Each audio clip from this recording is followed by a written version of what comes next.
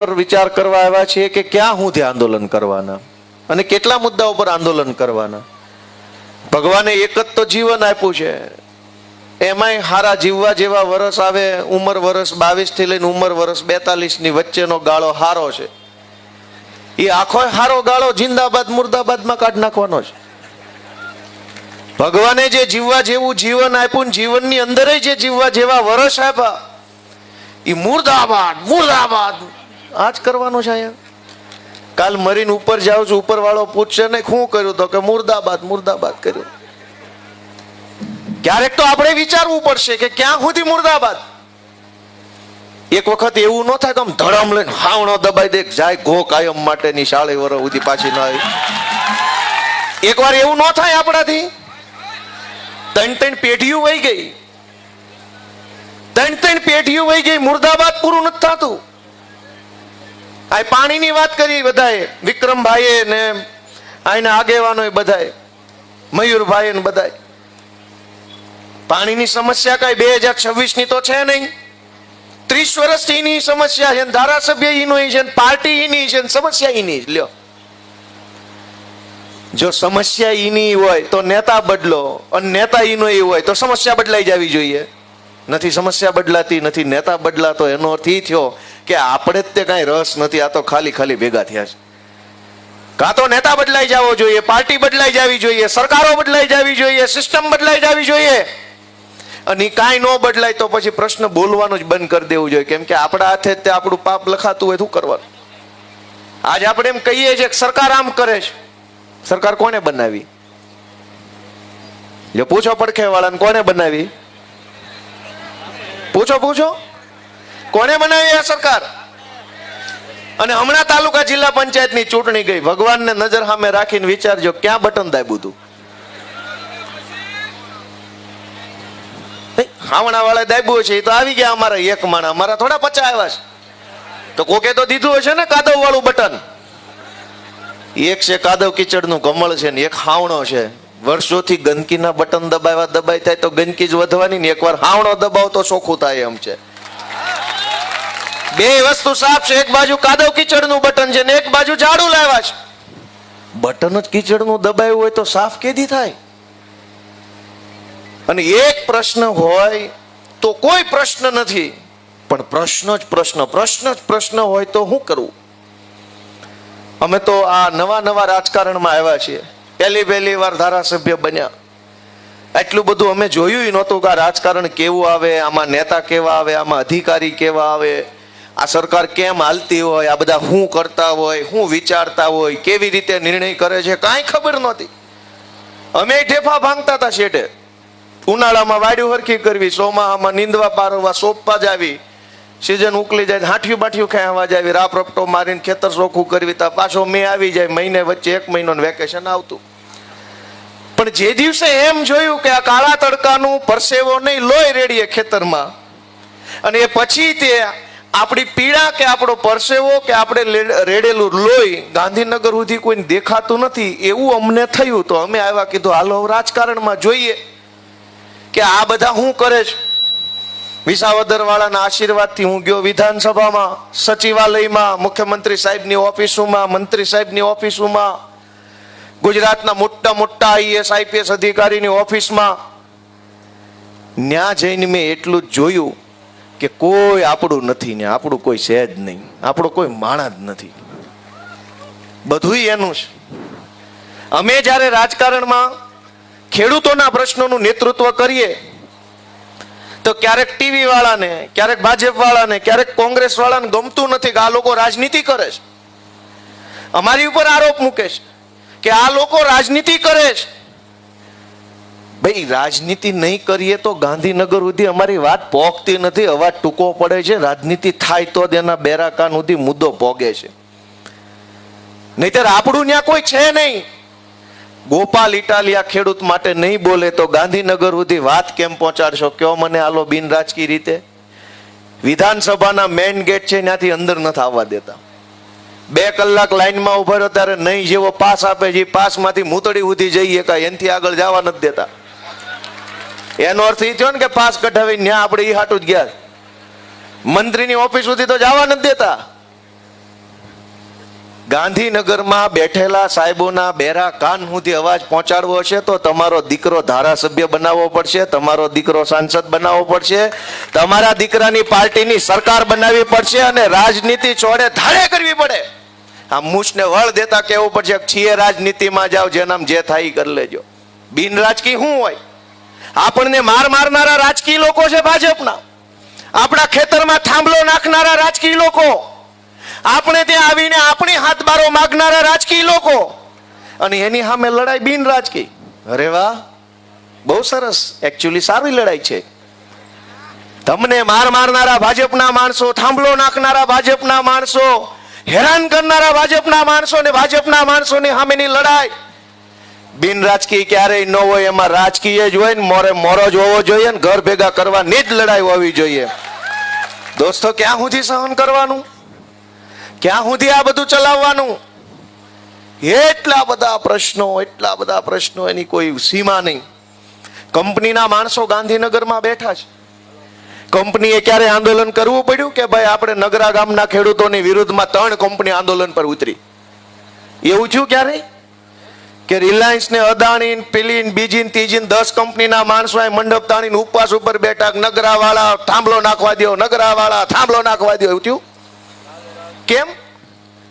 કેમ કે કંપનીના માણસો સરકારમાં બેઠા છે, તમારા નથી.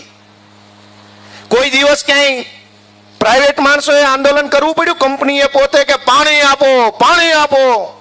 કંપનીને પાણી મળી જાય. શું કામ? કંપનીના માણસો સરકારમાં બેઠા છે. કંપનીએ ક્યારે આંદોલન કરવું પડ્યું? અમને હેરાન કરે છે, હેરાન કરે છે.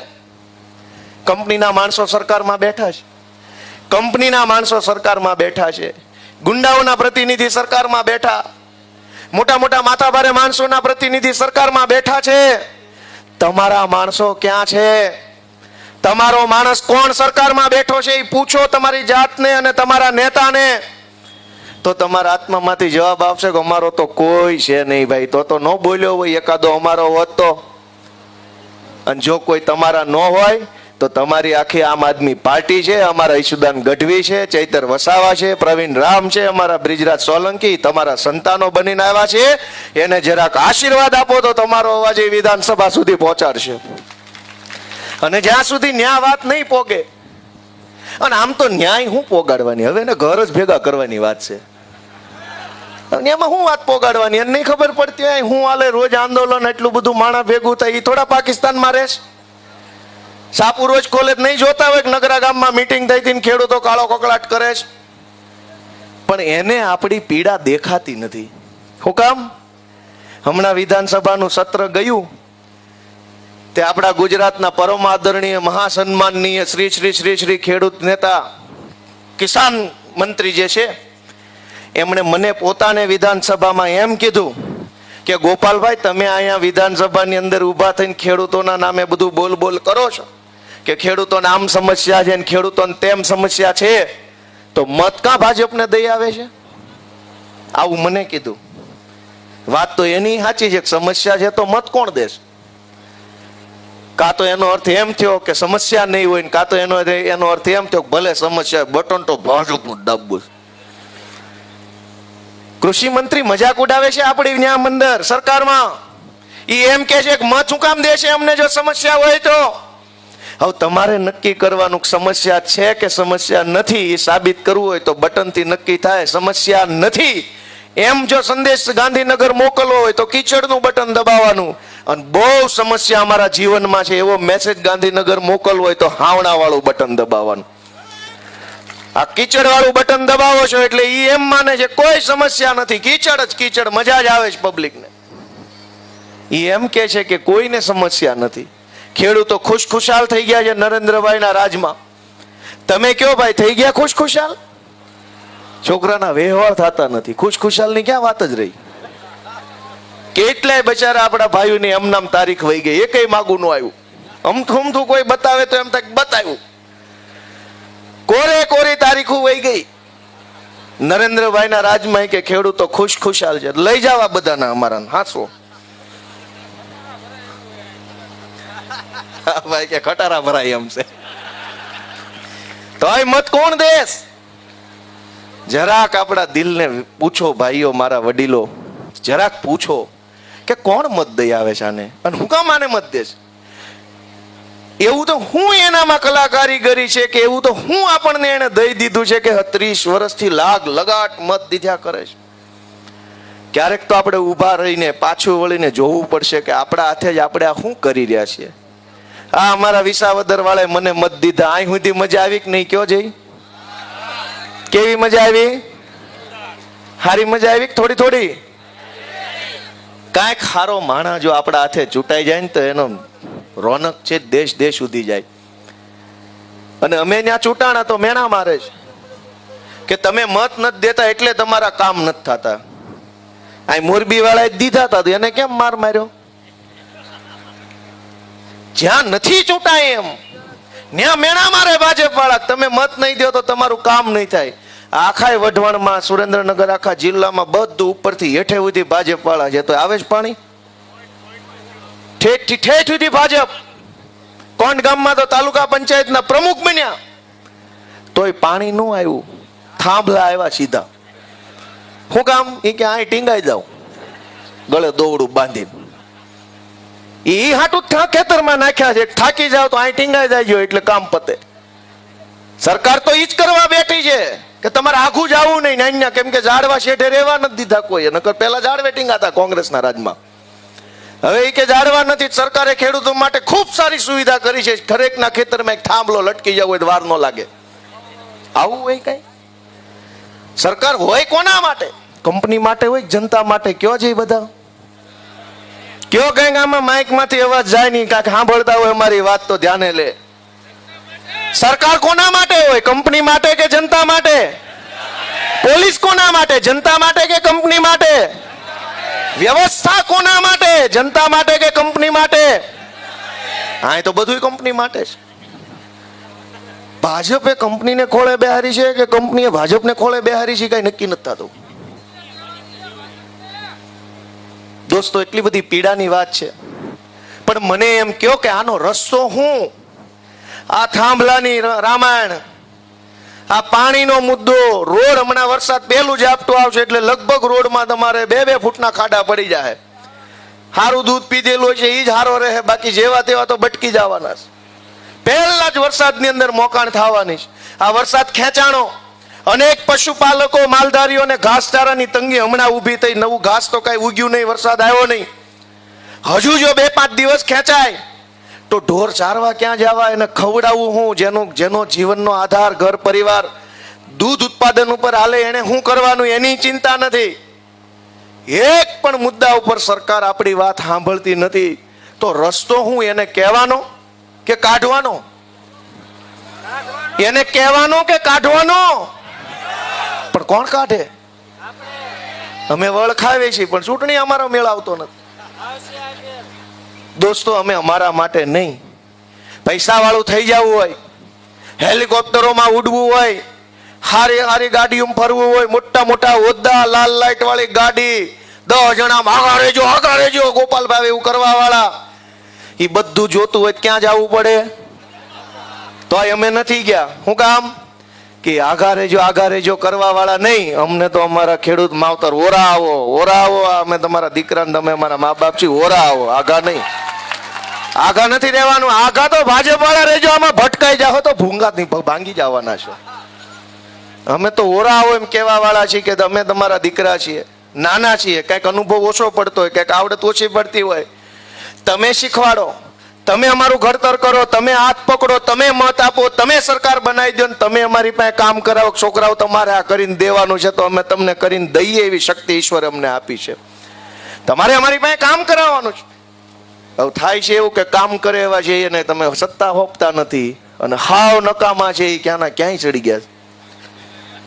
એ ગામની પાણીની ટાંકી ઉપર ગધેડો ચડી ગયો. હવાર પડ્યું એટલે ગામ જાગ્યું, આમ મોં ઉજળું થયું. તે ગામના 2-5 જુવાની રીલ બનાવવા બહાર આવ્યા. એને ખબર પડી ગામની ટાંકી ઉપર કોક લાગે છે માણા. સહેજ વધારે અજવાળું થયું ખબર પડી કે માણા નહીં, ગધેડો છે. એટલે 2 ફોન કર્યો કે બાપડા ગામની ટાંકી પર ગધેડો ચડી ગયો. એટલે ટાંકી ફરતે ગોળ ગોળ દાદરા આવે, ખબર છે આમ. એટલે ગામ ભેગું થઈ ગયું, આખું સરપંચ આવ્યા, ઉપસરપંચ ને માજી સરપંચ ને સરપંચ ની સામે લડેલા હતા એ હારેલા ઉમેદવાર બધા ભેગા થયા. કે ટાંકી પર ગધેડો ચડી ગયો, જો તમે હેઠેથી આમ ટાંકી ઉપર જવા જાઓ અને ગધેડો ભડકે તો હારો હેઠે પડે તો એ કઈ સારી બાબત નહીં, મરી જાય ને ખરાબ દેખાય. ગામ મુંજાણું કાને હેઠે કેમ ઉતારો ને કહેવાય ને કે હેઠો આવી, એમ તો કહેવાય નહીં, કઈ આમ આવે નહીં, ભાજપ વાળા જેવું હોય નહીં. એટલે બધાએ ફેસબુકમાં કોમેન્ટ કરી કે ભાઈ અમારા ગામની ટાંકી ઉપર ગધેડો ચડી ગયેલ છે, આને નીચે ઉતારવા માટે કોઈની પાસે કઈ આઈડિયા હોય તો નીચે કોમેન્ટમાં જણાવો. તે કોમેન્ટ આવી એક ગામમાં, એ કે આ ગધેડો ઉતારવાની આઈડિયા તો અમારી પાસે છે, એ તમને પછી આપું, પેલા સડ્યો કેમ એ અમને કયો. ગોળ ગોળ પગથિયા વાળામાં ન્યાઠે જ સડ્યો એમ ગાંધીનગરની ટાંકી પર કેટલાય ચડી ગયા છે અને આપણા મતથી ચડી ગયા છે. આપણને એમ થાય આ ન્યા ક્યાંથી પહોંચી ગયો. હમણાં અહીંયા ગામમાં કોઈ બીડી પાતું નહીં, ઠૂંઠા વીણી પીતો હતો, ગાંધીનગર ધારાસભ્ય ક્વાર્ટર મળી ગયું. લે કેટલા એવા ગાંધીનગર પહોંચી ગયા છે ને આપણા હાથે જ પહોંચ્યા છે. જરાક ભાઈ સાહેબ બાપા આંખ ઉગાડો, આત્માને જગાડો, સહેજ પોતાના બાળકો વિશે, પોતાની માં જેવી જમીન વિશે, પોતાના ગામ વિશે, આપણા કાઠિયાવાડ વિશે થોડુંક તો વિચારો. આ કેવા કેવા ગધેડા ગાંધીનગરની ટાંકી ઉપર ચડીને બેઠા છે અને હવે આપણે એને હેઠા ઉતારવાની વાત કરીએ છીએ કે આ સરકાર હેઠી ઉતારો. ચડાવી કોને? અને કેવા કેવા હારા હારા મહાપુરુષો મંત્રી બની ગયા છે. એક નયા પાંચિયાની કઈ માહિતી ન હોય, મંત્રી થઈ ગયા, સંત્રી થઈ ગયા, તંત્રી થઈ ગયા. એની કરતા તો તમારા છોકરા વધુ ભણેલા છે. જરાક બધા યુવાનો જાગે એવી હું તો વિનંતી કરું છું. અને અમે શું કરી લઈએ, બહુ બહુ તો ચૂંટણીમાં ઉભા રહીએ, નો મત દે તો હારી જાય, મત દે તો જીતી જાય. પણ જનતા મહાન છે. તમે નહીં જાગો તો અમે કેટલું લડવાના. ઈશુદાનભાઈ, પ્રવીણભાઈ રામ જેલમાં ગયા, ચૈતર વસાવાને જેલમાં પૂર્યા, 7 વર્ષની સજા થઈ. આપણા વિસ્તારમાં દારૂ વેચતા હોય અને લગભગ બધા ઓળખતા હશે, ખબર હોય કોના ગામમાં કોણ વેચે. ક્યાંય સજા થઈ 7 વર્ષની? જમીનો પચાવી પાડી હોય, કેટલી જમીનો ખોતરી નાખી હોય, માટી કાઢી લીધી હોય, ખનીજ કાઢી લીધું હોય, રેતી કાઢી લીધી હોય, એવા અનેક ભૂમાફિયાઓ આખા સુરેન્દ્રનગરમાં ફરે છે. થાન ને તો ખોતરીને મને એવું લાગે હજુ 2-5 વર્ષ આમ નામ હોહરો ખાડો પાડશે પૃથ્વીમાં, એટલું ઊંડે ઉતાર્યું. સજા થઈ કોઈને એક દિવસની? થાન ખોદી નાખ્યું, મૂળી ખોદી નાખ્યું, એક દિવસની સજા નહીં. સુરેન્દ્રનગરની નદીઓમાં પાણી વહી ગયા, એટલી હદે રેતી કાઢી લીધી, એક દિવસની સજા નહીં. આખા સુરેન્દ્રનગરમાં બેફામ દારૂ વેચનારાઓને એક દિવસની સજા નહીં. શિક્ષણ માફિયાઓને એક દિવસની સજા નહીં. પણ ગુજરાતની જનતા માટે લડનારા ચૈતર વસાવાને 7 વર્ષની સજા.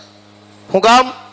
ભાજપને ખબર છે કે જનતા માટે લડનારા નેતાને જેલમાં પૂરશું તો જનતા જોયા કરશે, બોલશે કાંઈ નહીં, ભાજપને જ મત દે. એ ભાજપને ખબર છે કે ગોપાલ ઇટાલિયાને, ચૈતર વસાવાને, પ્રવીણ રામને જેલમાં પૂરશું તોય મત તો ભાજપને દેશે, એવી એને ખબર પડી ગઈ છે. દોસ્તો, અમે તો તમારી પાસે આશા રાખીને આવ્યા છે કે અમને જેલમાં પૂરે, અમે કાંઈ બીતા નથી, પણ અમને પૂરી દીધા પછી તમારી લડાઈ લડવા માટે કોણ છે એ વાતનો જરાક વિચાર કરજો. ને ચિંતા થાય કે આ 4-5 છે એ નહીં વધે તો, એવી ચિંતા થાય ને તો હવે પછીની ચૂંટણીમાં સંકલ્પ લેજો કે ગમે એવી ચૂંટણી આવે, મત મારો ઝાડુને, ઝાડુને અને ઝાડુને જ આપી છે, એવો સંકલ્પ લેવાનો. કોઈ લડવા તૈયાર નથી દોસ્તો. એટલું અઘરી લડાયા ભાજપ સામે છે, એની પાસે હજારો પોલીસ, કલેક્ટરો, મામલતદારો. આપણી હારે તો ટીવી વાળા નથી, સરકાર તો આપણી હારે નથી, પણ આપણી વેદના બતાવવાનું કામ ટીવીનું છે. આ બેન એક છે બતાવ્યા કરે ગુજરાતનો અવાજ, એ નામ એવું કામ છે પાછું. હું તો તમને એ વિનંતી કરું કે જે આપણા ખેડૂતના વિડીયો બતાવે ને એને લાઈક, કોમેન્ટ ને એના વિડીયો જો જ કરવાના, એની ચેનલ ઉપર આવવી જોઈએ. અને જે આપણું ન બતાવે એને બ્લોક કરી દેવાનો, જાય તેલ લેવા. અમદાવાદમાં કૂતરું મરી જાય, ટીવીમાં આવે એક્સક્લુઝિવ દ્રશ્યો, જુઓ કૂતરું મરી ગયેલ છે, ડાબો પગ ઊંચો છે, પૂંછડું નીચે છે. અને ખેડૂતો ગળા ફા ખાઈ જાય ને તો 1 મિનિટે ટીવીમાં આવતું, એટલી પટ્ટીમાં નથી આવતું. આપણી આટલી વેલ્યુ. અનેક મુદ્દા ઉપર ખેડૂત રોવે છે, મહિલાઓ, બાળકો, અનેક લોકો દુખી છે, હેઠેની પટ્ટીમાં આપણા સમાચાર નથી આવતા. આપણી વેલ્યુ જોવો ગુજરાતમાં. અમદાવાદની અંદર વિમાન આરે પક્ષી ભટકાય તો 4 દીધો એના શો હાલે. પક્ષીની પાંખ એક આમ હતી એક આમ હતી, આ પક્ષી આટલી ગતિથી ઉડતું હતું, વિમાલ્યા ભાઈ રહેવા દે ને, સોટ્યો સો એક ધારો. અમારું હું, અમારી પીડા તો કોક બતાવો એ ભાઈ, અમારું કોક બતાવો, અહીંયા અમે મરવા પડ્યા છે. દોસ્તો, હું તમને વિનંતી કરું છું કે હું જે કાંઈ બોલું છું એ રાજકીય ભાષણ નથી. એક ખેડૂતના દીકરા તરીકે અમારા મનમાં જે પીડા છે ને, એ પીડા સીધે સીધી તમારા સુધી મૂકું છું કે ક્યારે આ બધું બદલાશે, કોણ બદલશે. એટલી બધી વાતો, આ થાંભલા તો થાંભલા. એક જ રસ્તો છે કે આપણો થાંભલો ગાંધીનગરની વિધાનસભા ઉપર ખોડવા માટેની તૈયારી આજથી કરી લો. હવે આપણો ખેડૂતનો થાંભલો, એ આપણા ખેતરમાં થાંભલો નાખી ગયો, આપણો થાંભલો ત્યાં નહીં નાખીએ. એ લોકો 30 વર્ષથી સત્તામાં બેઠા છે, હારી જવાની બીક નથી. અને હારી જવાની બીક ન હોય છે એ વાતે વશ ન થાય, કાબુમાં ન આવે, નિયંત્રણમાં ન આવે, આપણી વાત ન માને. આપણી વાત ભાજપ પાસે મનાવવી હોય તો ભાજપ વાળાને ઘર ભેગા કરવા પડે, તો જ આપણી વાત માની શકશે. દોસ્તો, છેલ્લી વાત કે આજે ગામડાઓ ભાંગી રહ્યા છે. લાચારીમાં અનેક લોકોએ શહેરો તરફ જવું પડે છે. કોઈ સુરેન્દ્રનગર જાય, કોઈ રાજકોટ જાય, કોઈ અમદાવાદ જાય, કોઈ સુરત રહેવા જાય છે. કેટલા જઈ શકશે? અન્યા કેટલા હમાશે? અન્યા જાશે એ કમાશે કેટલા? કેટલા લોકો ત્યાં રહી શકશે? મોંઘા દાટ મકાનો, મોંઘા મોંઘા ભાડા, હાંકડી હાંકડી બજારો, દર 4 રસ્તે પોલીસ વાળા પકડાઈ જાય, લાઈ 500. કેટલી વખત, કેટલા લોકો શહેરોમાં હમાશે? આપણા બાપ દાદાનું હાથ પેઢીનું ગામ, હાથ પેઢીની જમીન, હુરધન બાપા, હુરાપુરા બાપા, આપણા માતાજી મૂકીના ભાજપના પાપે આપણે શહેરમાં જવું પડે. એ કોઈને કઈ પીડા નથી લાગતી કે આ ખોટું છે?